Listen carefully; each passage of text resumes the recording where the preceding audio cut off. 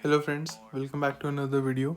आज मैं आप लोगों को सीबीएसई का जो अपकमिंग बोर्ड एग्ज़ाम है 10th और 12th का, जो फेब और मार्च में है, उसके लिए थोड़ा गाइड करूँगा। आज मैं बात करूँगा मैथमेटिक्स सब्जेक्ट की, इसमें कैसे आप मैक्सिमम स्कोर कर सकते हैं। मैं अपनी बात करूँ तो मेरे 10th और 12th बोर्ड में दोनों में मेरे 100 आउट ऑफ 100 आए थे।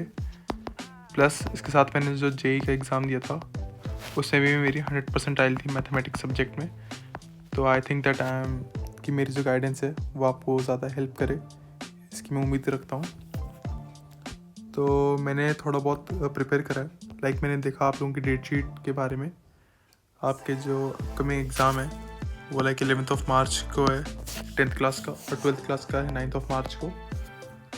मैंने सिलेबस देखा है आप लोगों का, सिलेबस मेरे से सिमिलर ही है ऑलमोस्ट, कि बस एक आधा टॉपिक्स में हल्का फुल्का अंतर है, बट ज़्यादा डिफरेंस नहीं है। और आपका लाइक सिलेबस वगैरह के स्किलिंग्स मैंने देखे। आपका पेपर का जो ब्लूप्रिंट है उसके बारे में भी मैंने देखा है। आपका जो पेपर है अगर वो एक बार देखें, अगर हम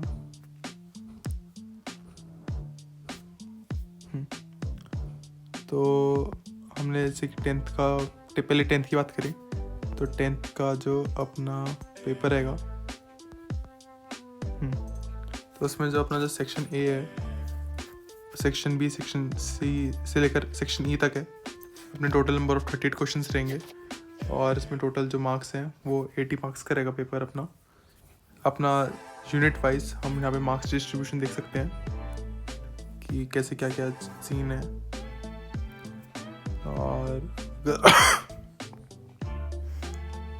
और अब अगर मैं 12th की बात करूँ तो 12th का भी मैंने मार्क्स डिस्ट्रीब्यूशन देखा है।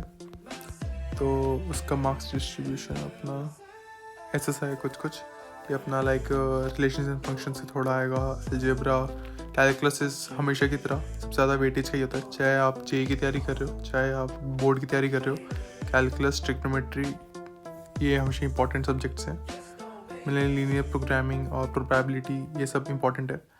आपका जो पेपर होगा वो 80 मार्क्स का होगा, प्लस 20 जो मार्क्स हैं हम आपके इंटरनल असेसमेंट से कैलकुलेट कर लेंगे।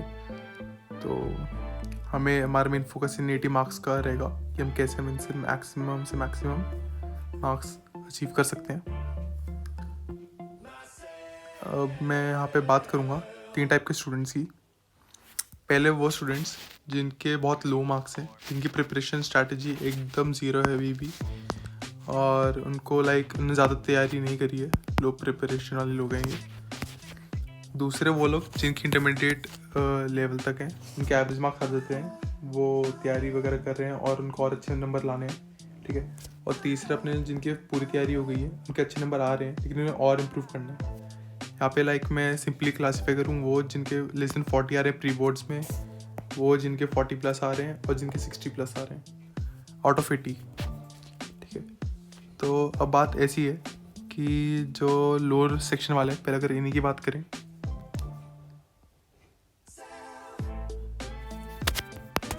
तो ऐसी बात है कि उनको लाइक उनकी प्रिपरेशन XYZ रीज़न की वजह से बहुत कम रही है और उसकी वजह से उनके मार्क्स बहुत कम आ रहे हैं। हो सकता है उन्होंने प्रिपरेशन अच्छे से नहीं करी हो या फिर कुछ भी रीज़न हो। तो अब अपना अल्टीमेट गोल तो यही है कि पहले तो अच्छे से पास हो जाएं, अच्छे नंबर ले आएँ, ठीक है। और इसके लिए क्या करना पड़ेगा, अब ये अगर ये वो लोग भी हैं जिन्होंने NCERT भी हार्डली सॉल्व करी है और कुछ खास रिज़ल्ट अब तक कुछ खास सॉल्व करा नहीं, प्रिपरेशन बहुत बेकार है, तो इन लोगों के लिए ये रहेगा कि ये एक तो पहले अपनी NCERT जो है अच्छे से सॉल्व करें, ठीक है। अपने कॉन्सेप्ट्स जो भी हैं वो पहले पकड़ें अच्छे से, ठीक है। फिर उसके बाद अपना PYP, PYQ वो बहुत बाद में, RD शर्मा वो सब बाद में। पहले अपना मेन है कि अपना NCERT plus previous year paper ये लगाएं पहले। यहाँ पे मैं बात दोनों 10th और 12th क्लास की कर रहा हूँ, तो इससे फ़र्क नहीं पड़ता आप 10th क्लास के लो या 12th क्लास में हो। मैं एक कॉमन जज क्राइटेरिया, एक कॉमन क्लासिफिकेशन कर रहा हूँ बच्चों की, ठीक है। दूसरे नंबर पे अपने आते हैं अपने इंटरमीडिएट स्टूडेंट्स, इनके एवरेज मार्क्स आ रहे हैं 40 से 60 के बीच में आ रहे हैं और उनके दिक्कत क्या है कि वो जब क्वेश्चन सॉल्व करते हैं तो उनके कुछ कॉन्सेप्ट होते हैं, एक आधा पॉइंट वो मिस कर जाते हैं। तरीका जो क्वेश्चन सॉल्व करने का जो मेथड है वो चीज़ से भूल जाते हैं बीच में। तो इनके लिए इन लोगों ने क्या कर रखा है, इन्होंने NCERT, RD शर्मा, PYQ सब लगा रहे हो, लेकिन सॉल्व नहीं हो रहा अच्छे से, आउटपुट नहीं आ रहा। जितनी मेहनत करो उतना एफर्ट आ नहीं रहा है, उतना रिजल्ट आउटपुट आ नहीं रहा है। तो अब तुम लोगों के लिए क्या रहेगा, मैं तो ये बोलूँगा कि अपने कॉन्सेप्ट अच्छे से अगेन वही रिवाइज़ करो, ठीक है। कॉन्सेप्ट चाहे कुछ भी हो जाए, अपने कॉन्सेप्ट एकदम क्लियर रखने, एकदम A+ कॉन्सेप्ट अपने पूरे A+ रखने हैं। अपनी जितने भी पुराने क्वेश्चंस, जितने भी पुराने प्री बोर्ड के हो, जितने भी बोर्ड के पुराने प्रीवियस ईयर पेपर जो थे वो सब फिर से खोलने हैं, सारे रिवाइज करने हैं। जो स्टार मार्क क्वेश्चंस करे होंगे तुमने कभी, उन क्वेश्चंस को सॉल्व करना है। जो क्वेश्चन तुम्हें टफ लगे वो बार बार देखने हैं, ठीक है। और कॉन्सेप्ट जो है अपने अलग से, मतलब जो भी नोट्स हैं उनको रिवाइज करके रखना एकदम।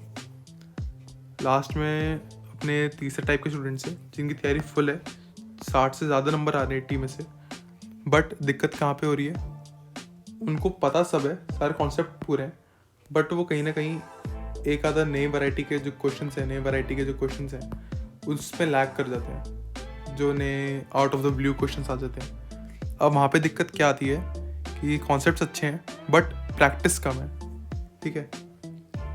तो आपको नए नए क्वेश्चन सॉल्व करने हैं।